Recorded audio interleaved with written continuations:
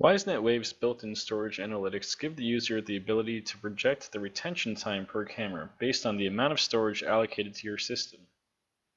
To use this feature, right-click on the server and go to Server Settings. From here, go to the Storage Analytics tab. The Current Statistics tab gives a reading of each camera's storage usage, retention time, and average bitrate, with all the data totaled at the bottom. Go to the Forecast for Full Storage Usage tab.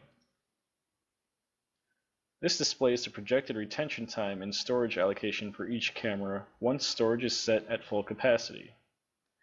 The slider at the bottom allows you to project these figures with however much extra storage may be added in the future.